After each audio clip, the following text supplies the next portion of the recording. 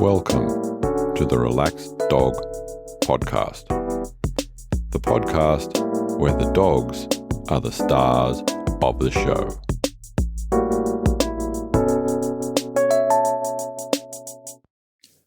Welcome to episode 61 of the Relaxed Dog Podcast, sponsored by therelaxeddog.com. Thank you very much for finding this show. Welcome back if you've listened before, and welcome if this is your first time. I'd also like to say another thank you, and that is to all of you that are sharing this program with your friends, whether that's hitting the share button on the device you're listening to it on, or if you're physically talking about how awesome dogs are and all the great dogs that you've heard about on this podcast. Thank you very much again. My guest this week will be Marcia Davey. But first, in some doggy news, if you are in the US, in the Boise, Idaho area, and you do, by whatever reason, lose your dog, you can contact a group of three ladies called Ladies and the Trap, who are a local volunteer group that will help you in putting up dog posters as well as setting up traps. And they've so far in the year or so that they've been going have helped more than 100 dogs get back home safely. If you know of a volunteer organisation that are doing something similar and you'd like me to give them a plug, just let me know, because they're doing a great job. Now, you've got to love marketing, and a lot of people are looking for different niches, especially now in COVID times when a lot of people are staying home with their dogs a lot more. So a few companies seem to be marketing beers and wines for pets. And just make sure you read what's on the label and consult your vet before trying to have a party with your dogs. And now, this week's interview. Welcome to the Relaxed Dog Podcast. I'm here with Marcia Davey. How are you this evening? I'm well, thank you. How are you? I am tremendous. Even better now that chatting with yourself. Finally. Yeah, it's been a little while, but I know it's going to be worth it. I hope so. So, to let people know, who are we going to talk about this evening? We're going to talk about Winston, who was quite an influential dog in my history, and may be emotional because I did lose him in April this year. I think I'm ready to talk about him, but he's definitely a worthy subject. Absolutely. And we'll just take it nice and easy. So yes, no problem thanks. at all.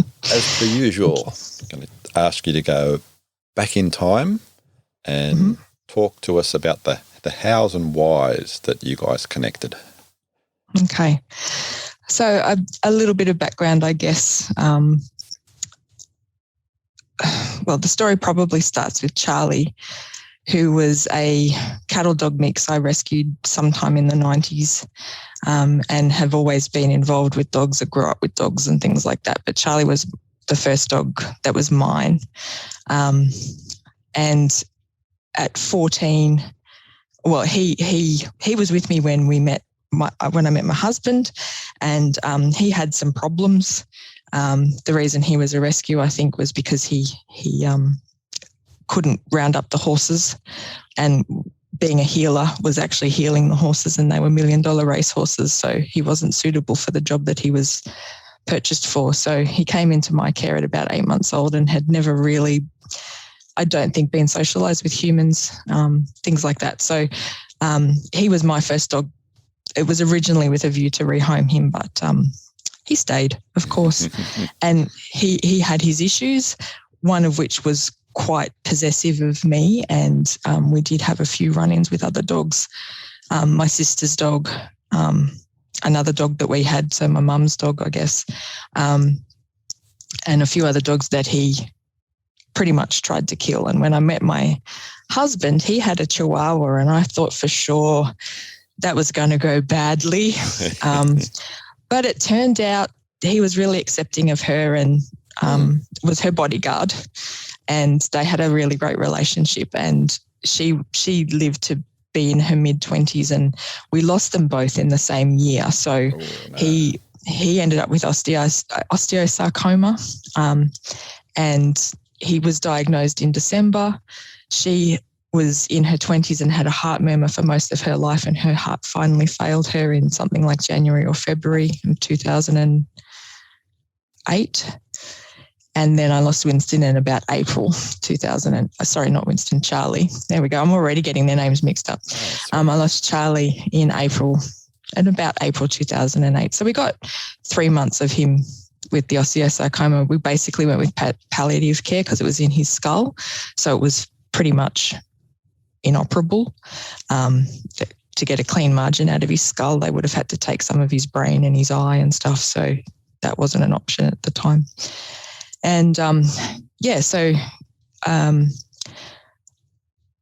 my husband and I, having the two extremes, I guess, a tiny little Chihuahua and a medium-sized cattle dog mix, we were thinking about what kind of dog we would get next very cautiously, and we wanted something in between originally. And we had friends that bred Jack Russells, and my sister is a groomer, and she's also involved with beagle rescue, and so we were looking at beagles and all that kind of stuff. And it would have been about a year later, and I was getting really antsy. I needed another dog in my life, being a dog person and growing up with them. Mm-hmm. And we went down the shop, and it was the local IGA. And outside that shop, they had a dog food donation bin for the local animal charity, which just happened to be Animal Welfare League, their local branch. And they had the pictures of the dogs available for adoption on the side of the dog donation bin. We used to always put food in there whenever we did some shopping as well. And Winston drew my eye. A large, I think he had Ridgeback cross on his adoption profile. Mm-hmm. About 12 months old at the time. And something about his picture spoke to me. So I pretty much immediately rang the Animal Welfare League, and it was around Easter. So they were kind of closed, and it took them a little while to get back in touch with us. But on Easter Sunday, we met the lady Joanne out at one of the local boarding kennels where he was staying. He had been staying at her property, but she had been travelling for a wedding or something, so he was in the boarding kennels. So we went and met him there, and he was initially a little standoffish and a little bit scared of Dean. He had some issues with men, but it was instant love. He was a big, much bigger than I was expecting. He was already something like 38 kilos at about 12 months of age. He'd been in care for something like 6 months already, and they'd got him out of the pound, out of the local Hawkesbury pound, where he'd been impounded prior to that. So we didn't really have any history either on him, other than his estimated age and his little bit of concern around men, because apparently that was noted at the pound as well. But apparently I said all the right things and did all the right things, and Joanne said, sure, you can take him. So we loaded him in the car and took him home, and that was the start of a journey with a much bigger dog than we ever thought we'd get. How was that initial ride back? It was interesting. He was curious about Dean, and he did get up on the centre console and give him a little kiss in the ear as we were driving off. And then when we got him home, it was obviously all new place, things like that. So we just tried to go slow. We did stop off on the way home and, stopped at Petstock or somewhere and bought a leash and a collar and a bowl and a bunch of other stuff, because we'd gotten rid of a lot of that stuff after after Charlie and Misha. Misha was the Chihuahua. And yeah, I don't know, thus began the journey. I just started taking a bunch of photos because I'd always regretted not having as many photos as I wanted of Charlie and Misha. And he settled in pretty well. He met the cat fairly quickly. She was an old farm cat and very used to having dogs around.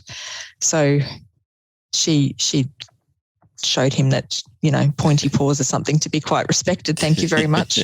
Very early on. And even though, despite his size, and she was a small cat too. Lots of people thought she was a kitten, even though she was quite senior. She had it over him, and they had one of the best blossoming relationships. And he had a very healthy respect for her, but also realised she was warm and good to cuddle up to at times. Nice. A few things came out, like the fear of men. He did struggle with Dean on and off. Every day, if Dean stood up suddenly or went outside when Winston wasn't expecting it, it was a problem. And he did bark at night a lot. And at the time we were in a rental and we were trying to do the right thing, and the rental said we weren't allowed to have pets inside. We could only have him outside. So we tried to do the right thing, but barking all night. And the way our property was, it backed onto like a set of units. Mm-hmm. And so that all echoed up into everybody else's house. So I did the old letterbox drop saying, sorry, we've got a new dog. We're working on it. We're doing our best. But we ended up bringing him inside to sleep in the laundry, and he was able to be okay in the tiled areas as long as we didn't take him on the carpet, which I guess was the bigger concern. Mm-hmm. And, he integrated really, really nicely and was kind of instantly my boy, and I was able to build trust in him really, really quickly. And even the things that he was scared of sort of faded away mostly when I was there. He did prove very difficult to walk, being such a big dog. He certainly had the power over me for sure. And he's very much, he's probably the first dog that has been so focused on the walk. He was probably for a few weeks, didn't even sniff, didn't wee on walks, didn't poop on walks. It was just, right, we're walking, let's go. Mm. And it took him a few weeks to sort of settle in and go, oh, I can pee now, and start, and I think that was also the start of him cocking his leg as well. So he started marking on walks a little bit, but he still rarely ever pooped.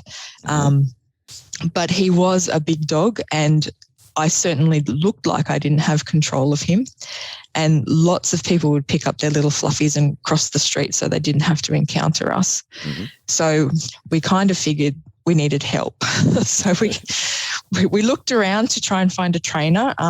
Most of the local trainers at the time, so this was around 2009, I guess. So we'd only had him for a few months when we decided we needed the help.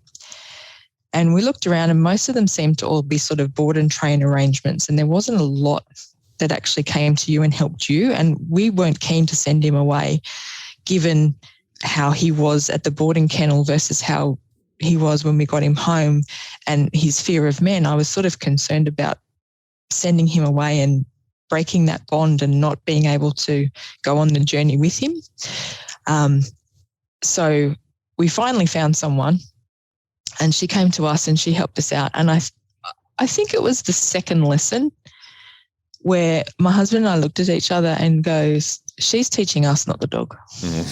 Yes. And that whole penny dropped of it's us. Well, it's like, congratulations that you got it on the second lesson. Yeah, right. Like we weren't battling for too long. But yeah, it was that realization. And after she left, we had this really great conversation that, he obviously has to do some adjusting to live with us. But at the end of the day, he's a dog, and we've got to respect him as a dog, and the fact that his life is filtered through the fact that he's a dog. And we need to bend a little as well to help him live with us better. So, we were able to integrate him a little bit more into our home, despite the lease agreement. I hope our previous landlords aren't listening. But too late now. Well, exactly. But we had to do that to help him and build that bond with him a little bit better. And after that, and we made that realization, we absolutely made leaps and bounds with him.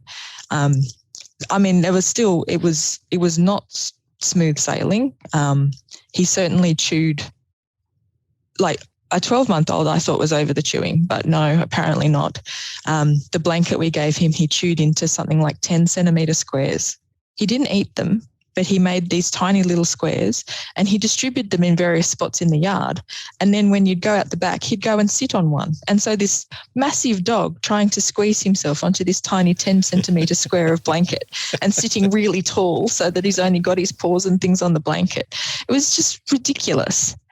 And the fences were probably 7 foot high and that overlapping fence paling, so he couldn't see through them, and he would bark a lot when he heard or saw people, mostly heard people walking past the house. Mm-hmm. And that was a problem because we were sort of in and behind the Mean Fiddler pub.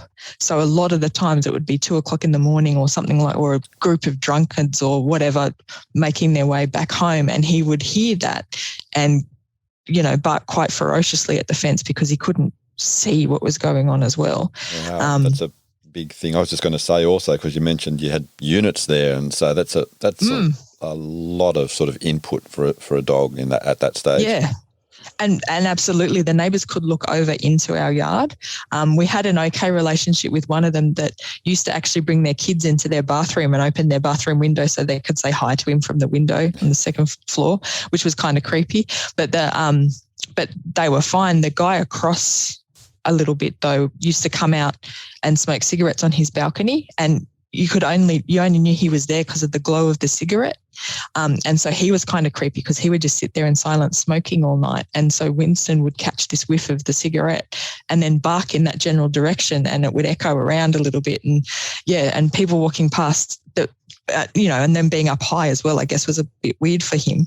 But then the people walking past that he could feel close to and hear go past, he couldn't see or get to. And so he was quite bad at the fence. He chewed some of the knots in the wood out of the fence and gave himself some peepholes. So you'd come home sometimes and see this eye up against the hole in the fence looking out at you, eyeballing you. And then he'd try and stick his nose through as well. So I think we've got a photo somewhere of him sticking his nose through the hole in the gate where you used to have to reach through to unlatch it, because his head just fit perfectly in that hole. So he'd look and then put his nose through to sniff and then look again. He chewed the clothesline. He pulled clothes off the line. He didn't chew them. He'd just put them in a pile and sit on them, so like he was nesting or something. We were also behind a McDonald's there in that area, and occasionally a McDonald's party or something, the balloons would float over into our yard and he'd have a real problem to trying to defend the property from balloons floating over and things like that. So it was almost like he thought his job was, protection dog. He was going to protect the property at all costs, especially if I was there alone. So like I said, we bonded really well, and he was scared of high-vis jackets. So anyone that came to read the gas meter and the electricity meter, or any tradies, and the guy that came to mow our lawn, he hated him. And then at the time I was working for Woolworths in their warehousing section, project management, and I had to wear high visibility myself. And so one day I walked down and he barked at me, and then so we had to do some quick desensitization. Mm-hmm. So how did that go? Yeah. Quite well. Like I said, I think because he did trust me fairly hard and fairly quickly, he could get over things reasonably well as long as I was there to support him. Mm-hmm. But it did require me I had to quiet him, I guess, because while he was barking, it was impossible to sort of get through. And he would, and he still did elements of this all his life, where if he had a brain fart or a shot of adrenaline, he would start to just think he needed to do something, X, Y, and Z, whatever it was that was in his mind, and he couldn't listen to you. So it was really hard sometimes to get over that initial adrenaline rush. So what I ended up doing was just grabbing some treats, and I sat down on the floor and just let him approach in his own time. And then it was like, suddenly it was like it dawned on him, oh, it's just you. Yeah. And then after that, he was okay, and he would actually sniff first. Mm-hmm. But if it was a man in high vis, he would still bark at them, but he would still sniff first instead of just reacting. So it was able to slow down that whole brain process for him a little bit, which was nice. And yeah, that helped him a lot, I think, with some of that generalized anxiety towards men, except if they were wearing a hat or something else changed the picture slightly, he was still quite suspicious. And any man that he hadn't met before, he'd try to sniff first, and then if he decided they didn't smell right, he'd still bark at them. So especially if they were in high vis and wearing a hat. Yeah, like it was, trigger stacking or whatever you call it. So yeah, he was a bit selective, but if I invited a man into the yard, or, the lawnmower man, he eventually got used to.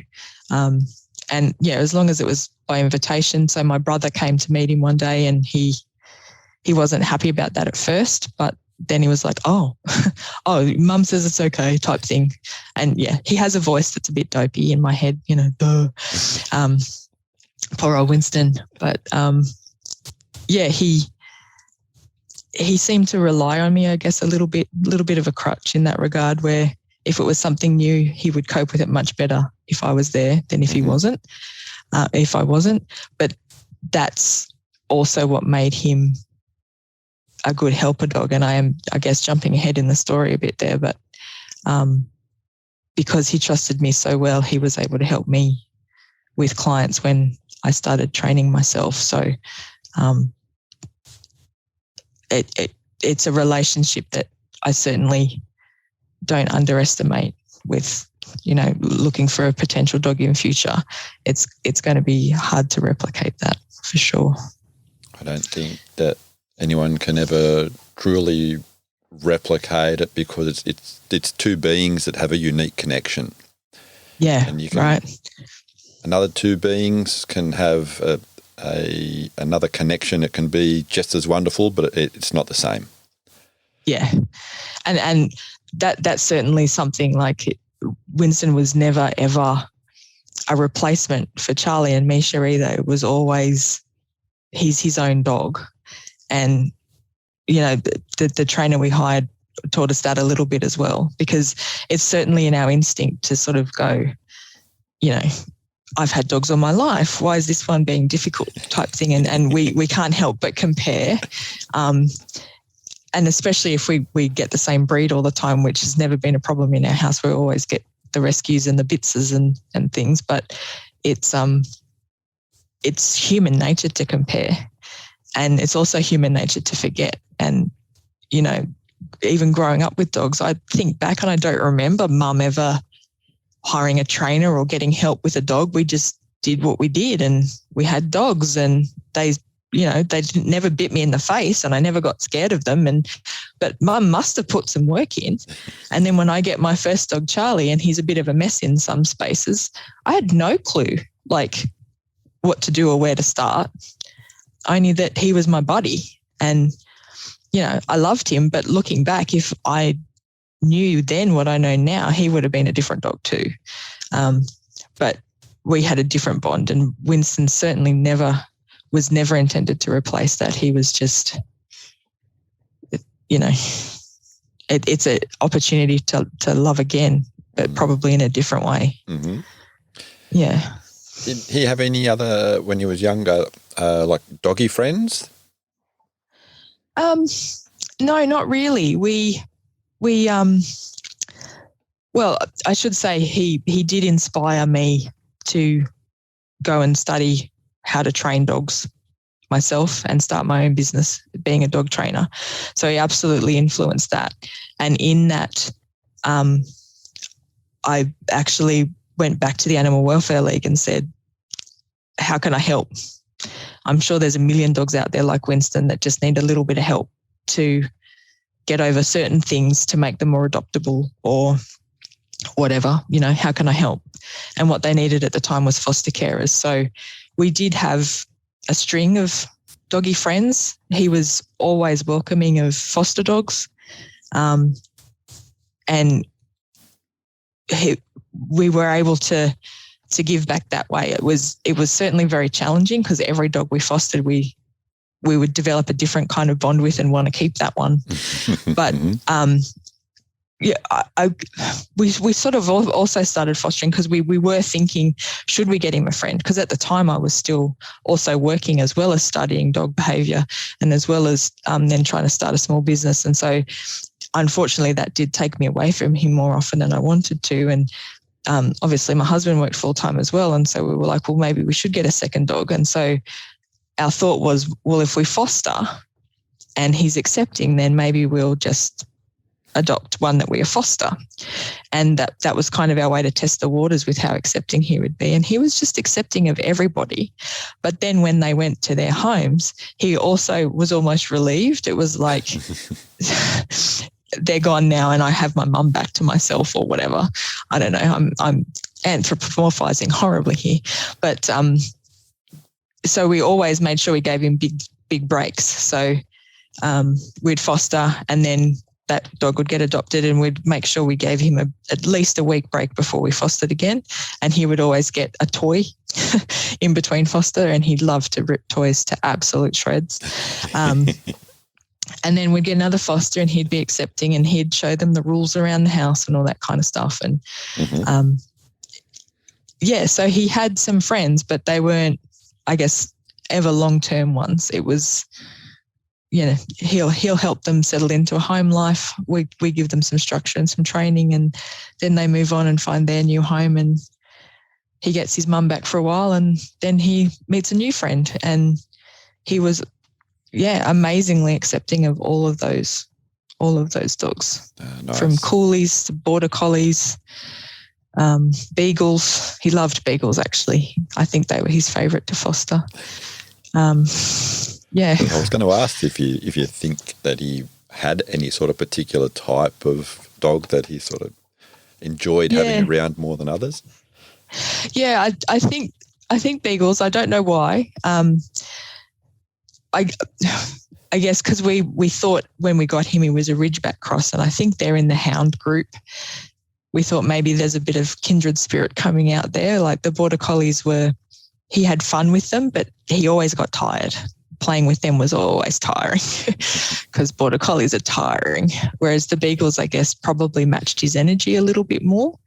And he would always handicap in play. He would always lie down and make sure he was at their level for playing with the beagles. So he was always really polite that way. And I think he was friends with my sister's beagle. So again, my sister was associated with Beagle Rescue and we often went to visit her. And he loved his Auntie Cheryl as well. And so a lot of her beagles were transient as well because they were foster beagles. And he certainly, I think it was Frank he had a great time playing with. And there was another one, his name I can't remember. My sister has fostered so many beagles. Frank sticks in my memory though because he was a bit cheeky. But her beagle... why can't I remember her name? That's terrible. That's all right. I think she's passed now anyway.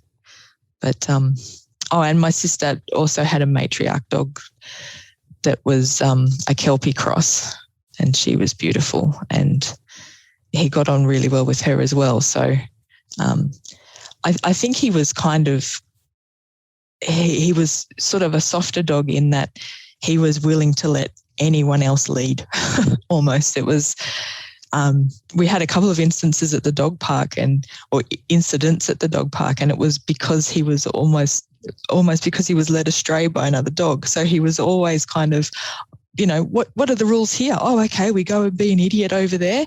I'll just go and be an idiot over there with you. So he was very, very leadable, and I think he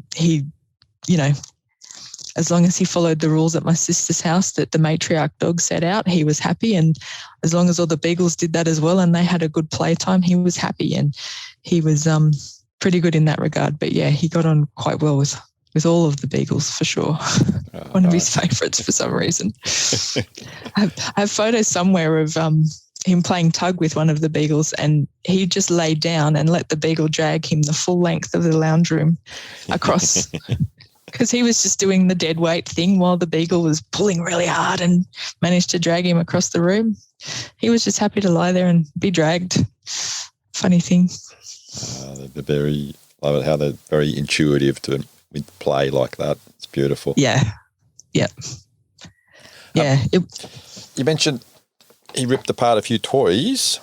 Yes. So that was his favourite sort of thing? And what other favourite toys did he have? Definitely soft toys with squeakers.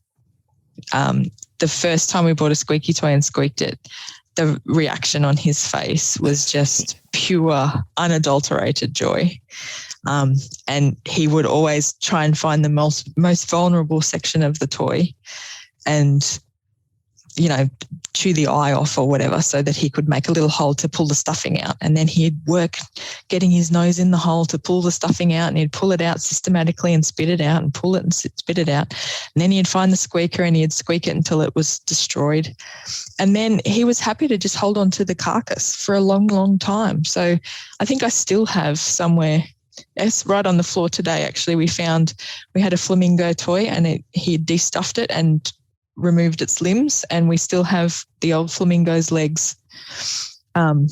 Just the legs. I don't know where the body is, but we just have the empty legs that are all flat because they've got no stuffing in them floating around.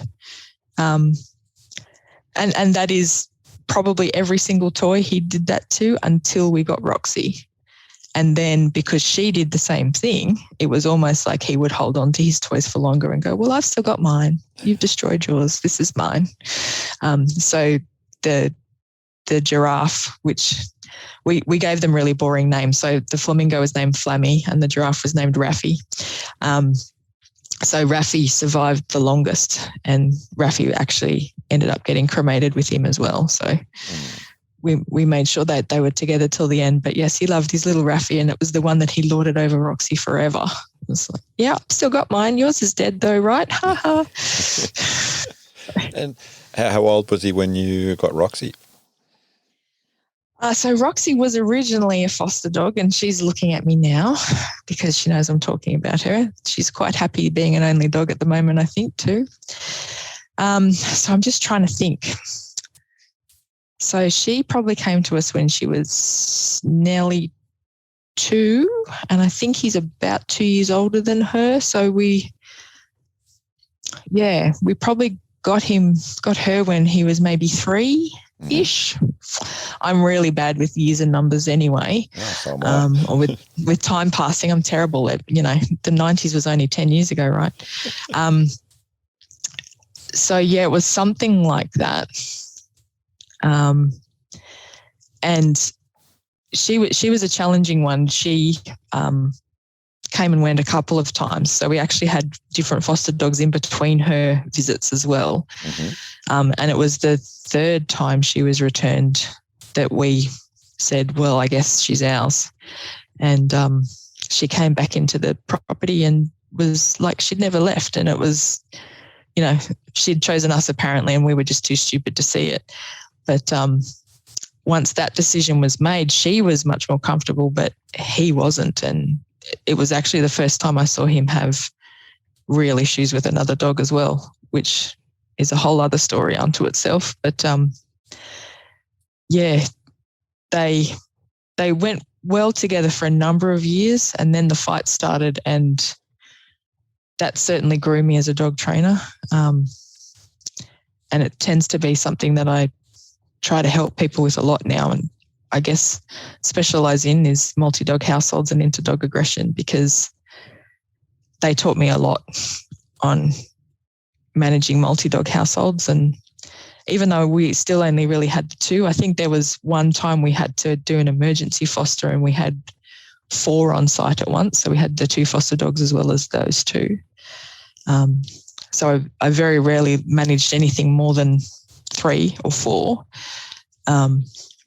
But for the long-term stuff, the foster dogs being more transient, it's sometimes like they understand and, you know, they pick their battles. I mean, Roxy wasn't super keen on having other females come to stay, but that was more manageable being short-term. When it's long-term and it's your own dogs and they're fighting, it's really confronting. And, taught me a lot. We got through it. I think their last fight was something like 4 years ago. So at least in his autumn years, he didn't have to put up with her fight, trying to bite his neck. But yeah. Do you have any favourite games to play? He definitely loved wrestling. So personal play was a huge thing. He would, you know, grab anything nearby. So if that was a toy or a blanket or something, he'd just be a complete derp and try to get you to chase him and have a wrestle at the end. He was a big fan of chasies. With other dogs, he loved playing bitey face, but would also do the same thing where he'd grab something and run to try and get them to chase him. He loved running, but he'd get tired really quickly. So, you know, put him with the border collie for a little while and he'd be tired for a while. But yeah, definitely wrestling and cuddling. I think he was a superstar cuddler, absolute superstar cuddler. He had no idea in his prime he probably got to 55 kilos. And, you know, that's not as big as some dogs, but when it's all sitting on your lap thinking it's a lap dog. And if he decided that he wanted to get on mum's lap and he was going to have a nap, he would nap and it would be hours later and my legs would be numb and my bum would be seized up. But absolute superstar cuddler and did like to be holding. So if he wasn't on your lap, he would reach out with his paw and want to hold your hand, or preferably be on your lap or have his head on your lap or just be touching you in some way. He was very, very, very, very tactile, touchy-feely, would lean on you. Even on walks, he was all about the walk and wanted to keep moving, but if you stopped, he would just stop and lean on you. Very, very tactile dog. Oh, nice. Yeah. I know you mentioned before early on he was sleeping out in the laundry, but when you moved house, how did that change? Well, he actually inspired the entire move. This property we bought because of him. We're on half an acre. It's semi-rural life. So our neighbours on one side, there's about 5 or 6 blocks about the same size up to the end of the street. And then on the other side, it's properties of 5 acres and stuff. So nice and semi-rural and horse properties and turf farms around us. But yeah, we literally looked out here because also my mum had started living with us. And even though it was a 4-bedroom home, living with my mum again was also very confronting. So we wanted to find a place where we'd have space for the dog, but also a granny flat. So when we found this place, it was perfect. And so how old would you have been when you made that move? Well, it would have only been, I think it would have been another 9 months. We got him and then it would have been another 9 months before we moved out of that place in the hills because they put the rent up as well. So, the timing just all worked out in the end. It was a very stressful year because we were going for the first homeowners grant and it turned out that as the executor of his deceased father's estate, Dean had technically owned property before, and so we had to go and get a thing saying that he didn't own it. He was just on the deed while it was transferred to the people it was sold to and blah, blah, blah. It was, big stressful time. But when we moved out here, he almost instantly relaxed. And I should clarify, we didn't foster till we moved out here as well. So if the landlord is listening, we didn't bring other dogs into the place. We had a hard enough time fixing all the knots that he chewed out of the fence and fixing the clothesline and all the holes he dug. Actually, I forgot to mention the hole digging. But yeah, he instantly relaxed. He was a little stressed through the move because we were. But when we got out here and walked him around the property, it's mainly horse fencing and rural fencing, so he can see. And he stopped barking so much. He stopped the digging behaviour. He stopped so much behaviour. It was almost this instant relaxation. Still would bark at the postman because out here the postman actually drives up to your post box and puts things in and drives away. And so the car pulling up, even though they didn't really get out of the car, the high-vis arm coming out of the car and him thinking, oh, you stopped in my driveway. Yeah. In a car, I was thinking on the postie bike. No, they're I guess it's a big enough distance between properties and some of the streets around here that they just do it with a car out here. Except for some streets have a walking one. I don't know how it works. But yeah, the car would pull up essentially in the driveway. And so Winston would be like, oh, there's visitors. But yeah, we've got a nice big gate out the front and he can see through that and he could see the neighbours and he can see things. So how did you go with the horses? He was surprisingly fine. I think initially we all had some adjustment to the noises they make. Compared to living behind the Mean Fiddler and a McDonald's, out here is really dark and really quiet. So in the hills, even 2:00 in the morning, the fiddler was still going, and it was disco night or whatever on Saturday nights. And the street lights, it would always be bright in our room, even with the blinds closed. You could always see the lights seeping through. Out here, when it's dark, like it's already out there, it's pitch black, and it's 7 p.m. It got dark at about 6, I think, and the horse property that we're back onto one that's always got horses. I think there's a couple of resident ones and they also adjust. And hearing the sound of them running and hearing that noise they make at, 2:00 in the morning, you're lying awake and it's really dark and then you hear this horse noise. It's like, what the hell is that? Oh my God, there's a monster in the yard. It took some adjusting, but he adjusted really well. And I don't know if it's because he's a big dog and he sort of just looked at them and went, yeah, they're sort of dog-shaped. I don't know. They obviously smell different and stuff. I think to our benefit, a lot of the horses around here are used to having dogs as well, so there's not spooking and things like that if they see dogs or hear dogs barking. So that transition was really easy. He did have a problem with our previous neighbour because he was a little bit iffy with some men. Unfortunately, with the neighbour on one side, he's also on a half-acre block, so it's still fairly close. Where at the property line, their garage was, a couple of metres away from the fence, and our house starts a couple of metres from the fence on this side, and so being able to see them there all the time, while it was initially okay, one day he had a bit of a reaction because I was in the yard with him, and instead of being a big brave dog, he actually ran behind my legs and barked at him from behind me.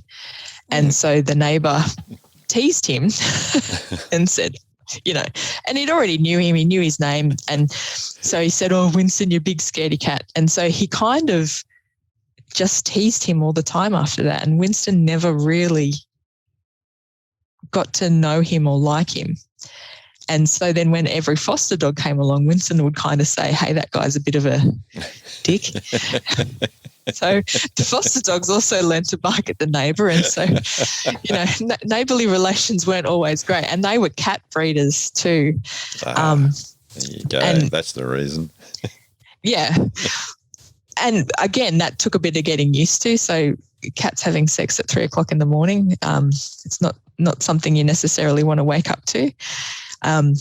But it was that uneasy. We don't complain about your cats. You don't complain about our dogs, so we're all good. Mm-hmm.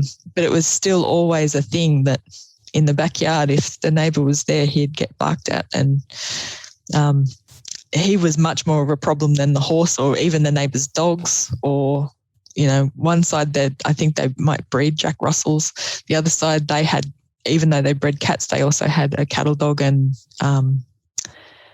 they had a King Charles for a while, and then they both passed away, and then they got a long-haired dachshund, and didn't have any problems with any of them. It was just the guy, and his son when he moved in later on. So interesting. So I guess they don't. The cats were always kept in, or did they occasionally? Yeah. Yep. Well, we did have one incident, and that was a Roxy incident. So Winston always had a very healthy respect of cats, having met our cat Bert at the time. And like I said, she was very forthright in her interactions with him. Roxy, not so much more prey drive.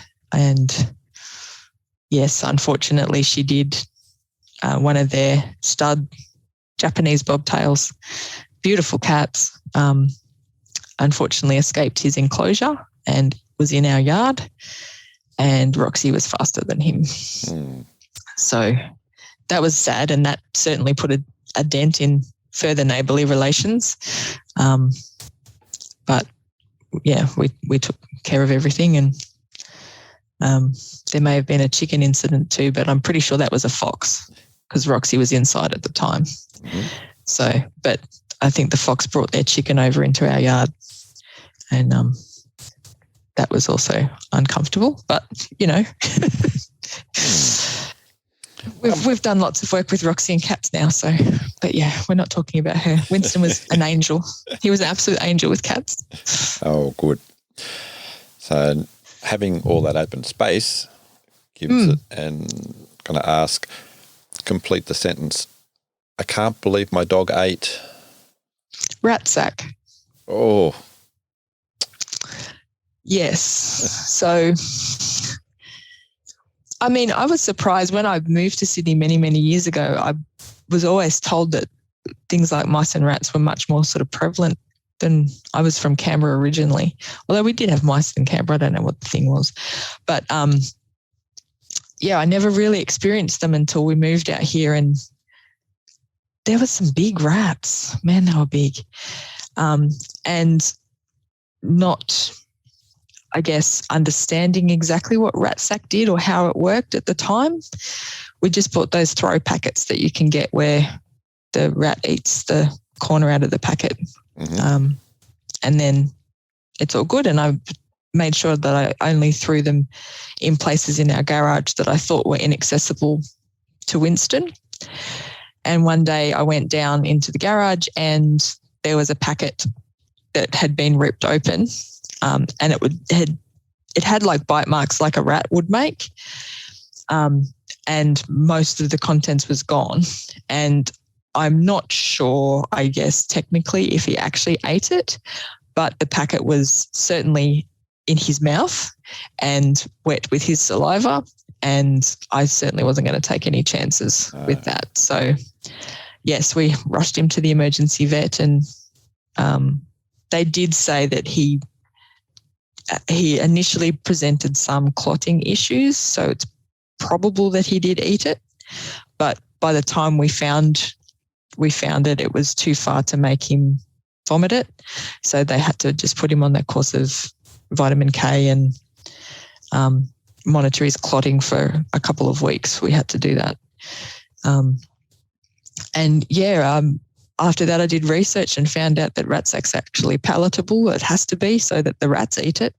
But dogs also find it palatable. And once they've eaten it once, they're more likely to return to it. So we obviously banned it from our home after that. And if any rats decide to take up residence in our garage again, then we'll just let the cats go down there and take care of that instead. So did you have many other trips to the vet? Oh, yes. Actually, our first vet trip when we moved out here wasn't great. The vet said, large breed, you'll be lucky to get 8 years out of him. And Winston didn't like that vet anyway, so we didn't go back to that one. But he did love one of the other vet doctors at that particular practice. So we used to always book in and ask for her. And she was probably the same size as him. Lovely little lady, but I swear his wrists were bigger than hers actually. So it was quite funny to watch her, holding him and giving him a vaccination and things like that. But yes, the rat sack, I'm just trying to think what else. We did think he had bloat one day. And we were on our way to the emergency vet when he vomited, and it turned out he had just eaten, how much? Mum said she bought a 5-kilo bag of compost. And he just ate that all out of the garden. Oh. So he had 5 kilos of compost in his stomach, and that's why he felt sick and was drooling and was bloated looking and exhibiting all the symptoms, and really thirsty and dribbling and dry retching and not able to vomit and all that kind of stuff, all that concerning stuff. And yeah, halfway in the car, he vomited and felt instantly better, and I could tell straight away he's vomited, he's better. But we still went all the way, and she did some obs on him and said, yep, looks like if he's vomited, it's not bloat anyway, because, it turns on itself and they can't actually physically vomit. But, yeah, we looked at what the vomit was and she was like, yeah, it's compost. Great, good. He did like eating. He was extremely food motivated, but everything was delicious to him. The neighbours sometimes laid right next to the fence, and he'd push his head through and eat the rotten eggs or roll in them if he could. Nice. So he did, and he had very sensitive skin and a very sensitive stomach as well. So even mosquito bites he would react to. He had like a hay fever reaction and his skin would come up in lumps. Oh. So they did some biopsies on his lumps, and it turned out, yes, it was just an allergy to something biting him. What else? Oh, and then with the fights, yeah. So he had many wounds patched up. He had hematomas in both ears. So he had the X-ray film stitched to his ear to get the cartilage to rejoin, and so he had a little bit of cauliflowering on the tips of his ears. And Roxy managed to perform completely and utterly freak accident, but in one of their fights she managed to pull out his jugular out of a 4-millimeter hole. Wow. So it was like microsurgery. The vet said, if you hadn't told me a dog had done that, I wouldn't believe you. So yeah, completely and utterly freak accident that her tooth caught it and pulled it out. Yeah, he was always in the wars. And she was just quicker than him, so he was always on the receiving end. He got her good a couple of times, but yeah, it was mostly for that. And that's the one that sticks in my memory. I genuinely thought we were going to lose him that day that she got his jugular. He lost so much blood. But he came through, stayed overnight in the vet. It was such a, like I said, freak accident, and they said looked like microsurgery. They only needed to cauterize the vein. He didn't even have a stitch in it. Like, and he was perfectly fine after that. Yeah, complete and utter freak accident. But yeah, if he liked the vet, all the vet nurses always gave him treats. He was really very popular at the vet. There was only that one that he didn't like, but once he was excited. He loved his car rides too. Yeah, going somewhere with mum. Yeah, it's the vet. I get treats. Yeah, now we're going home. Yeah. So where was his spot in the car? In the old, I had a Volkswagen Golf that was actually a company car. So again, don't tell the people that own the car, but he just rode in the back seat on the leather in that car. Then when I left that job because of Winston's inspiration to go and work in the animal industry, bless him, I got a Commodore wagon, so he just would ride in the back of the wagon, looking out the window, obviously restrained with a rope to the cargo thingy. Mm-hmm. And then I got my current, the Holden Colorado, the ute that I use for my business, and he just rode in the back seat. I've got one of those, what are they, dog hammocks or whatever they call in the back seat. Yep. And so he'd just ride in the back seat. Yeah. And so he could always still kiss me, give me ear licks and all that stuff in the back of the car. Oh, very nice. Did you do any sort of like longer trips? Yeah. So my sister used to live just outside of Canberra in Captain's Flat. And so when we'd go to visit her, he'd come for the ride. And so that's a couple of hours, 3 hours, I think, to get there by the time you get off the highway and go out to Captain's Flat. I think he went to Canberra a couple of times with me as well. Loved a bit of a road trip. He was really good, actually. He was very, very popular. Sometimes I took him as well to a couple of clients and things, so up to the Blue Mountains and in the city to Sydney Park, that dog-friendly park where everybody goes. He came with me for one of those rides, and Homebush and Silverwater. So he's been in a few places in Sydney. Nice. Yeah. So you mentioned that he accompanied you on your job. Yes. So how did that come about? Yeah, so because he was pretty good, like I said, he was so accepting of just about every foster dog we had. He proved to be a really good helper dog, and I think it was more the trust. I had relatively good verbal control, and I mean, certainly as a pet dog trainer, I didn't put a lot of obedience on him. I just trained him control behaviours and things that made him easier to live with. And I think a lot of what I was able to do with him then as a helper dog with other pet dogs was to either demonstrate the behaviour or help with things like reactivity. And lots of that came through his trust of me. He would be able to stay in a down stay while another dog walked past him because I was there supporting him, and he was trusting me with that. He didn't do it often. It was just a few times. I've also done a couple of behaviour assessments for people that are trying to get things like menacing or dangerous dog orders revoked. So for council to do those, to get revoked, you have to wait the 12 months, and you have to have that in place for 12 months, and then the dog needs to be assessed. And so particularly if the order was put on because of an attack on another dog, it's important that you do assess how they are around another dog. And so having Winston there as, an uninterested party, I guess, was a really good way to be able to assess that and see what their critical distance was and make sure that I was giving a well-rounded assessment so that council could make a good consideration as to whether that dog could have that order removed or not. So he certainly came in handy from that point of view, but he certainly wasn't a demo dog. He certainly wasn't going to be any good at competition obedience or anything like that. But yeah, like I said, it certainly helped me. Things like loose leash walking, which is one of the hardest things to say.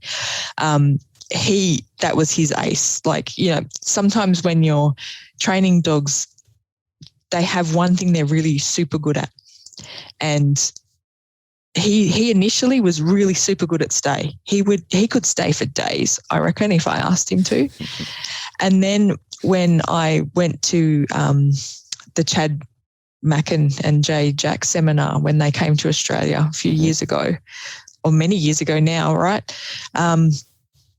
And I saw I'd already been trying to reapply some of Chad's work that I learnt from the Josh Moran seminar previous to that, with that pressure release kind of conversational leash work as well. I'd already been trying to apply a little bit of that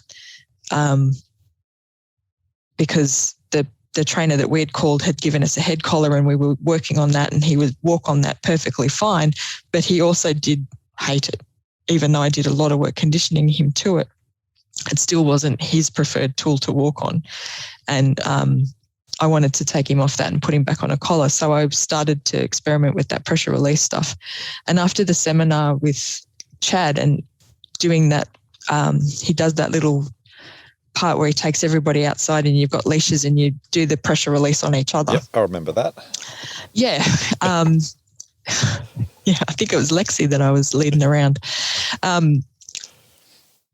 He just seemed to, when I was finally able to apply that a bit better instead of just watching videos, having felt that firsthand and hearing from Chad firsthand, something in both of us, the penny just dropped. And from then, that pretty much that weekend onwards, I walked him on a flat collar and he just got it and we just got it. And he was then able to demonstrate this is how it should feel when you're walking your dog, instead of that pulling and stuff. And so he started to demonstrate that a little bit more, and probably more there was a couple of ladies and their dog that I used to go and do some sort of mini private group sessions with.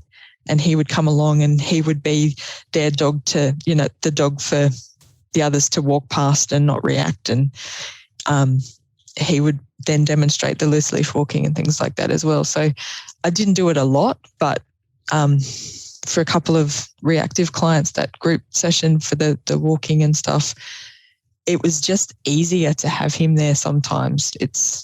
Sometimes as a trainer, you can do all the right things and sometimes the dog still doesn't get it. But when another dog does it and speaks dog to them, sometimes something happens as well. And sometimes it's not just the human you're demonstrating it for, it's the dog. It's really very strange, but it's I don't think it's strange. I think it's just another species, and they're seeing their own acting out something like what their guardian is intending for them to do, and it's like, okay, it's different ways of learning, I guess, just like people. Yeah, I don't know. I kind of underestimated it a little bit at first. You do all the training and you learn all the dog behaviour, and I was relatively successful with what I trained him and all the foster dogs that we did, and I volunteered for a little while at the Hawkesbury shelter as well, or Hawkesbury Pound, and I did some training with those guys, and I kind of underestimated just having another dog there sometimes to help you do that. It can be really invaluable, and Winston certainly filled that niche a little bit very well. Is there any sort of any of the interesting or individual habits that you haven't mentioned that he had? Habits. His probable worst habit was licking. Just that noise that his tongue made when he was licking in the middle of the night. And we did have to reteach him where to sleep. When we first got him, we were like, yeah, it's fine. He's a big dog, but he can still sleep on the bed, right? Until he pushed Dean out of bed one morning. So then we were like, no, we've got to retrain you to sleep on the bed on the floor. And I didn't crate train him. And that was probably one of the things I do regret, because he would get hot and wander around the house at night. Thankfully one night he was out. We did eventually start putting him in a pen. So he had his own sort of little fold-out couch thing that he slept on.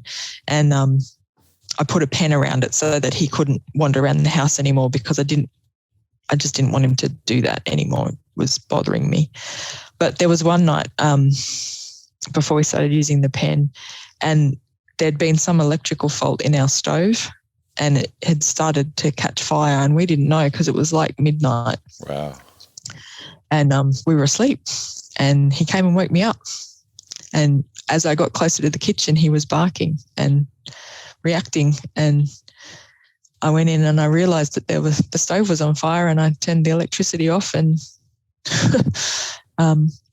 we replaced it the next day, or we arranged replacement the next day. And, it was only minor fire damage, but the fact that he'd detected that and woke me up, I was grateful for. Oh, absolutely. And I won. The potential could have been, something. Yeah, disaster. Yeah. Absolute disaster. And I wonder, based on his reactions, I think he still would have, if that had happened when he was in a crate or a pen, that he still would have alerted us, but it wouldn't have been as obvious, I guess. It might have taken me longer to wake up or whatever, because he literally came and headbutted me, stuck his nose in my face to wake me up. And I'm sure he would have still found a way. He probably would have just stepped over the pen, because honestly, it wasn't a big pen. It was just, for a big dog, it was kind of ridiculous, but he was pretty good with boundaries and stuff. But Roxy and all the foster dogs were always crate trained, and that was certainly one thing. Looking back, I was like, that's probably the one thing I wish I'd done. But he still would have looked in a crate and it still would have made that horrible noise, licking noise. So I did have to teach him a stop. It wasn't just a leave it, it was stop. So stop just meant whatever you're doing now, stop it. Okay, thank you. But yeah, certainly lots of lessons. The pulling the clothes off the line. I tried all the old wives' tales of Tabasco sauce and chili and digging holes. I tried putting his poop in it and all those things. But all those things all taught me something, Yeah, the turning out to like Tabasco sauce was a bit crazy, but he was pretty food motivated. But yeah, I mean, spicy. Yeah, crazy dog, like this spicy food. But yeah, yeah, and I mean, he still had his brain fart moments too. He actually taught me the one thing, and I do say, and I probably should have said this right from the start, the one thing he taught me was patience.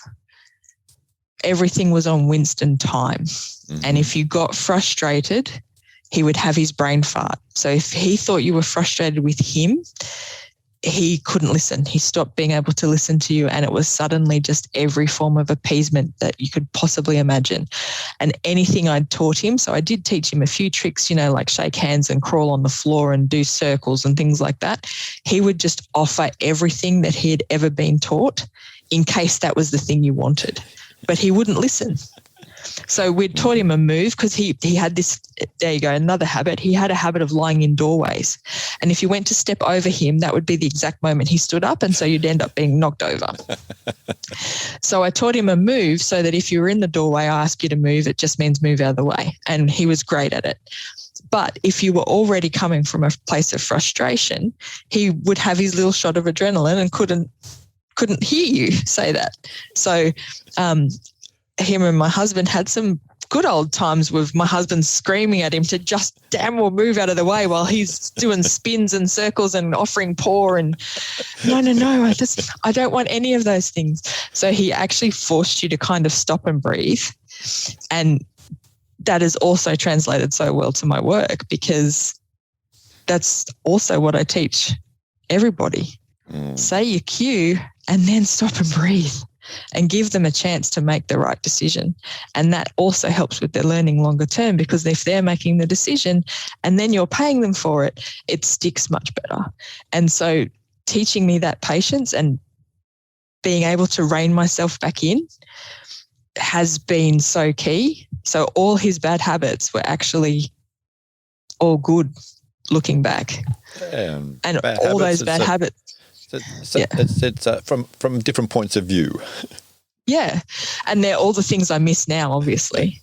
I'd give anything to hear him lick himself again, as disgusting as that sound was. And nose prints on the glass, every window in this house, I still haven't gotten all the nose prints off. And there's still nose prints in my car windows. Some of it I just can't bring to remove, because it's all his, his remnants. But he used to do that thing where he'd press his nose on the glass if he saw you coming, and his lips would go funny and you'd see his little teeth in there. And it was just the cutest thing. All those things that, nice. And him lying in the way and having to ask him to move just so I could walk down the hallway to go to the bathroom, and him going, "Oh, what are you doing? And we're going to the bathroom now." And always just waiting there and being so happy to see me. Last year with my health, I had to spend 3 or 4 weeks in hospital. And, I come home and, oh, yay, mum's home. And, it's just, And then he got in my way and he promptly sat on me, and I was still, I had a major surgery. I'm like, no, mate, you can't sit on me. Sorry. But, I miss that. No, sounds an awesome dog. Yeah. He was the boyo. He had so many nicknames. Well, so many. Thank you very, very much for sharing all about Winston. And we got through. We did. And yes, it was all over the place. And I'm sure there's things that I miss saying. But yeah, thank you. He really did change my life. And speaking about him is an honour. So thank you. It's an honour to listen to his life, to everything that you've said. Thanks. Thank you very, very much again. There you go. I didn't even cry till the end. All good. Do you want to let people know where they can contact you and learn more about stuff that you do? Sure. So my dog training business is named Personality.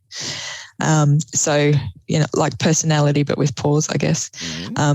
Because I did want to represent as a pet dog trainer that I'm not about making robots. I wanted to keep the dog's personality, I guess. Nice. So, yes, I'm on all the socials. The main website's personality.com.au, so PAWSONALITY.com.au. And I'm Personality on Facebook and personality.au on Instagram, and just Marcia Davey on Twitter. But I don't do a lot on Twitter, got to confess. And I've also Personality on YouTube, but there's not much in there, just a few things from puppy school at this time. But yeah, and Winston also inspired my logo. So my logo is a heart with 3 paw prints on it, and the biggest paw print is absolutely Winston right there. Beautiful. Big dog. Thank you very, very much again. No problem. Thank you. And yeah, have a good night, and I'll talk soon. Take care. Thanks so much, Robert. I really appreciate it. Thank you very much for listening. I hope that you enjoyed the show. If you'd like to make any suggestions, leave a comment or anything at all, really, maybe check out the Facebook group. That's the Relaxed Dog Podcast on Facebook. Until next time, stay safe. And remember, your dog is family.